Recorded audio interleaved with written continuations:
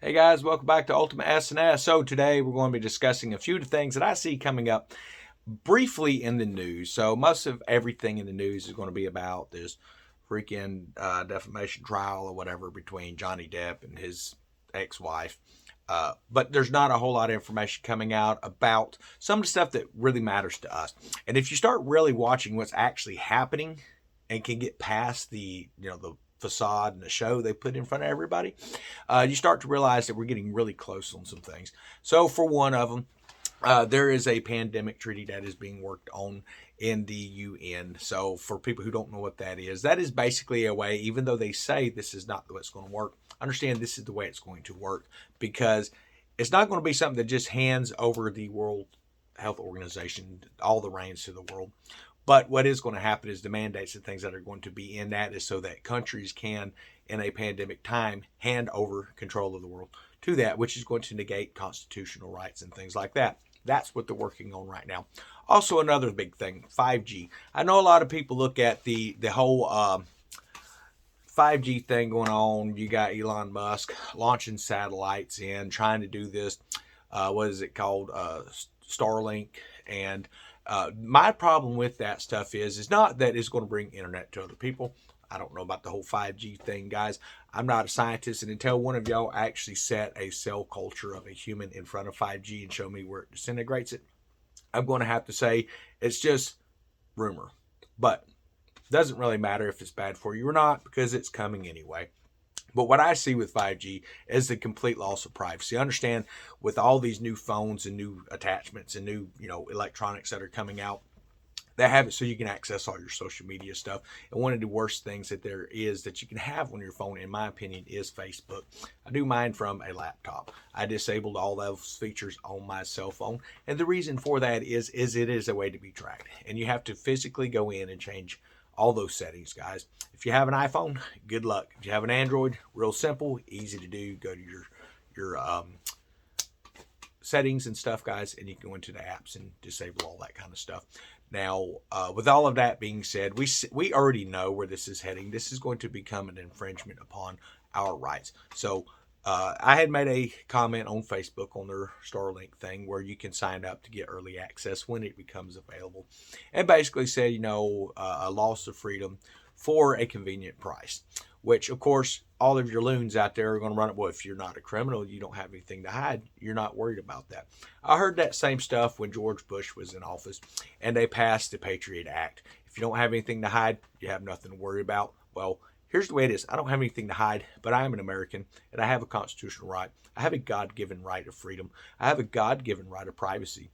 And no one, for any amount of money, any amount of convenience, or whatever their agenda is going to change that from me. None of it. So I would recommend that you don't look into getting the best new technology with the fastest internet, man. How fast does it have to be? Well, I guess if you're going to be getting into Neuralink and things like that and enjoying time in the metaverse, then yeah, you probably need to get to faster internet and things like that. I don't really see a need for it, though. It's just a way to encroach on your infringements. It's a way to get stuff inside your house, like this Alexa devices and stuff like that. I have no use for that type of stuff.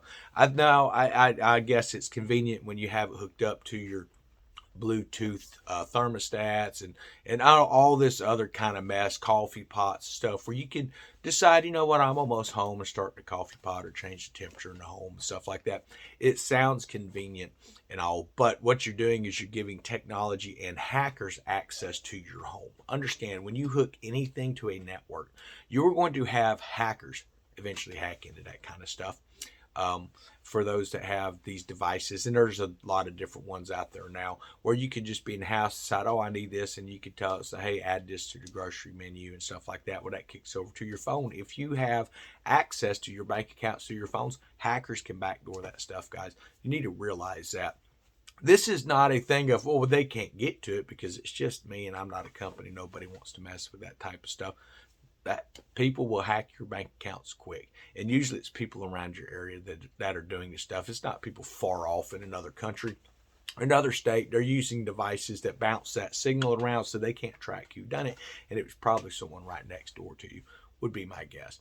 Now, with all that said, how can we prepare for what's coming up? Well, we've been talking about that on this channel for a long time, and there are other prepping shows that are far older than mine. There's a lot of homesteading shows out there that have those huge homesteads and stuff, and that's wonderful. That would be a dream to come true eventually, with that type of a deal. But for me, I'm looking at it from an aspect of where I'm at and what my needs are now for me and my dad. So can we raise enough food? Well, we have been so far, which has been really nice. Now, understand that those plans are not, okay, well, we've got enough for us, so that's it. No, once I have figured out what these plants and things are doing in the garden, how big they're going to get, what kind of sun they really need, because just because a plant says it likes warm weather, full sun. Understand, when you live down here in Florida, full sun can be the opposite of what it needs. Even though it calls for full sun, you want warm weather, full sun in the morning and then in the evening. But high noon, if you have the sun beating down on your plants, whether it's squash, tomatoes, cucumbers, things like that, it's going to burn those plants. That's how hot it gets out here. So you have to provide shade. So that's where you kind of set your garden in. You kind of have an idea where your shaded spots are, but some plants seem to do better in other areas than others. So that's where you look at what's different with your soil, what's different with the shading around the area as well, and is there anything different with the drainage. So we've been getting rain out here. It rained pretty much all day yesterday. Fishing was a bust. I mean, I made it up to the place I was going to fish at, and it was coming down, and it rained hard all day yesterday. Now, when I say hard, I don't mean it was like torrential downpour, thunderstorms all day.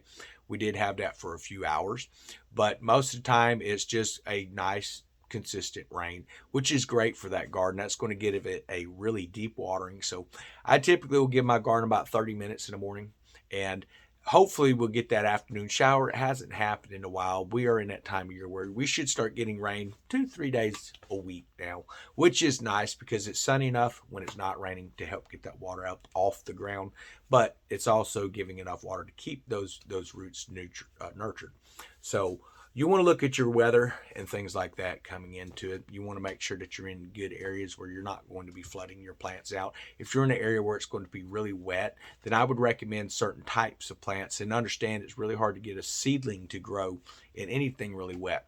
But if you have large plants such as melon plants, any kind of gourd type of a plant, your cucumbers, tomatoes, and things like that, as long as it is a saturation of water that does not sit around for weeks to cause mold in your plants and disease in the roots, it's going to utilize that water, and you're going to see a explosion in growth on those plants. So you wouldn't really want to put, say strawberries in an area where it's going to be flooding a lot, because it's not a very large plant. It can put out some berries, but it will have a lot of mold. But when you have plants like cucumbers, for instance, they climb up out of the area. So basically you're allowing moisture into the roots, but you're also have an area where while it's raining on the plant, I don't know if you've ever seen those little spiral things. Those actually can latch into the ground. It's not just to hold the plant up, but they actually can latch into the ground and draw moisture as well for the plant. So if you're hanging your stuff, it doesn't hurt to come in about 5 o'clock. Now that's for this area for this time. It's after the heat of the day. There's not a real heavy sun. It's a beautiful sun, just evening sun, giving it, just right amount of light with a nice breeze. And I'll put a mister on usually down to spray around the cucumber plants. And what that does is it just kind of mists for about 10-15 minutes and allows the moisture stuff to be drawn in on those upper parts of the plants as well, which is going to keep your cucumbers coming in constantly. Now with your cucumbers, you're going to run into a situation where you might look and some of the leaves appear yellow. Well, the reason that happens is pretty simple, guys. So cucumbers, they grow voraciously. They pull nutrients out of the ground. Squash, zucchini, same thing. So you have to make sure you're putting that back into the ground. So what I do here is I do quail manure compost teas about once to twice a month. Depends on what the plants are looking at. I'm sitting about once a month right now, but also once a month I give them a bloom booster, which is just potash and phosphates. And what that does is help it produce plenty of blooms to continue giving you fruits, vegetables, whatever you want to call it. It's going to keep that garden producing. And one of the things you really need to pay attention to on that is you want to watch your pH. if you start seeing weird things in your plants and you've been giving them and you're like, okay, it doesn't look like a deficiency or a burn, what's going on, the pH of your plant can slow down development as well. So if you see a pH change, you need to look at what type of plant it is. Understand each plant needs a different type of a pH system. Some like a little more alkaline, some like a little more acidic. So in certain types of plants, if you grow a certain type of plant in the area, it may make that soil a little more acidic next time. So maybe don't plant that plant there if it needs alkaline, but at a plant that does take an acidic soil, you can put there, and that's going to help balance it out the next season. So that's something you need to look into, and look at the type of dirt that you have. We have sand, so I am constantly throwing fertilizer. When I get good rains like this, I take and I just shovel the quail manure right out from under the pin, and I put it near the roots of my plants out there. And when it rains like this, it rains all that nutrients down in and leaches it down to the ground good. And we're going to have a sunny day the next couple of days after today, and I expect it just an explosion of growth. I can't wait to show everybody everything out there. Not been able to get out there today and really pick anything, so I'm expecting to start seeing quite a few cucumbers and things like that I've been waiting on, and hopefully in the next few days, I'm figuring a couple more weeks on these tomatoes out here. Could be longer. Tomatoes, they take a longer time to develop. So my cherry tomatoes, they'll probably develop real quick. My large beefsteak tomatoes, they are going to take as long as they take to produce. It's a larger tomato, and it could take up to 7 to 8 weeks on some style tomatoes. That's from bloom, not from seed. That's from when you see the bloom and you see that tomato appear. But I hope everyone's having a good week.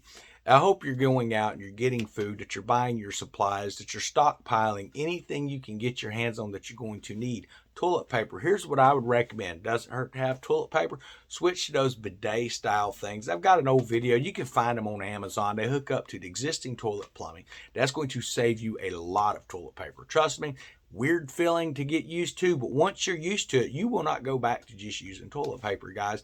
Now, you will always have to use some toilet paper, obviously, but they sell that kit. It has for it's male and female, so it's got both directions on this handle thing depending on who you are and what your needs are.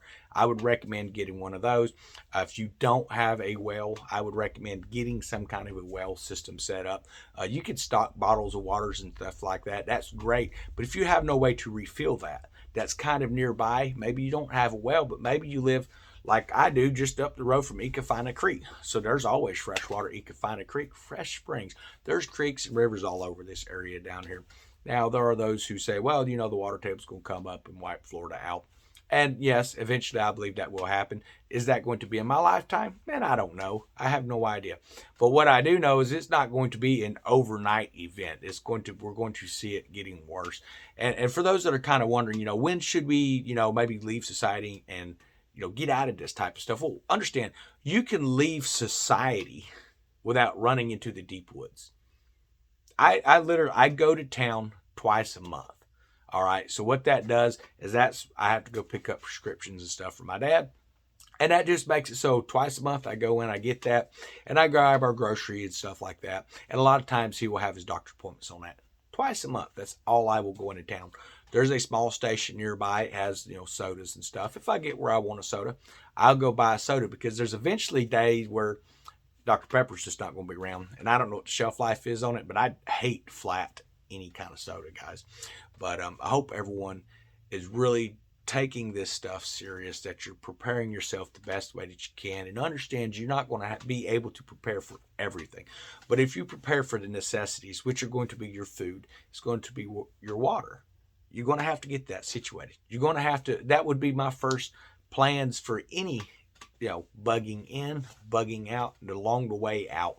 If you have a bug out location, you need to find a way that is going to get you to it, that's not going down major highways, major interstates, areas that's going to be blocked off and be full of heavy traffic areas. You want to make sure that you have a way to get to that location, and preferably have fresh water along the way. And if there's things you can eat along the way, that's even better. If there's not, that's fine. Make sure that you create stashes, put water, stockpiled food, whatever, have that ever so often to get to your location, guys.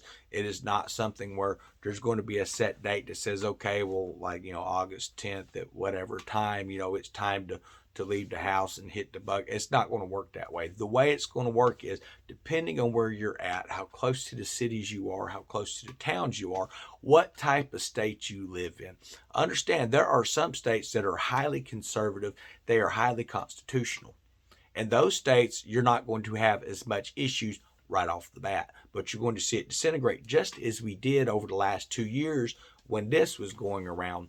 And eventually it will be the other states turning against. If you remember, everybody hated Florida because we didn't force people to get that or to wear a face diaper or a chin diaper or whatever they were calling those things. We didn't force it. Now, I chose to wear one because I do have an elderly dad. And if people don't like that, I don't really care. My problem is I don't typically wear masks and stuff. I usually keep at least a 10-foot radius from people. I'm not a people person with them up in my face. I'm just not. I will talk to you all day, but don't get up near me. And if you're a spitter when you talk, don't even say anything to me, because that's one of the most disgusting things you can do is be spitting while you're speaking to somebody. That's just pure lazy. So that's just kind of my views on this stuff. I've always kind of, hey man, I was social distancing long before the government wanted social distance. They were talking crap about introverts who don't get around and stuff. But now all of a sudden that's the new thing to be. But it's okay to get together and have your family parties and stuff as long as you follow their initiatives. It hasn't stopped us. We've had Thanksgiving, we've had Christmas, we've done birthdays. Nobody has died out here. That's what it comes down to, guys. But get food now. Don't stop prepping, guys. Whatever you do, don't stop. If you get some extra money, you're like, there's a couple new movies coming out I'd really like to see. I didn't bother getting them. Why? Well, because one, I'm going to wait for them to hit the $5 bin, which doesn't take long in today's society because most people don't watch the type of movies I like. They hit, then they're $5 bin. But mainly because I can use that money on something else. If you got 4 movies coming out and they're $20 a piece, you're looking at $80. Or you can wait a few months, get them for $5 a piece, and you're looking at $20. So it's quite a bit of money to be saved. That other 60 that goes into prepping supplies, that goes into, and understand this, you want to get personal hygiene products too. Now, I'm not talking about just deodorant. I'm talking about toothpaste. I'm talking about mouthwash, anything that's going to keep your mouth clean, keep these in your head. Now, as you can see, my teeth have stains. Coffee, cigarettes. That's what causes that, guys. But my teeth are all in my head. Why? Plenty of brushing, plenty of rinsing, and cleaning.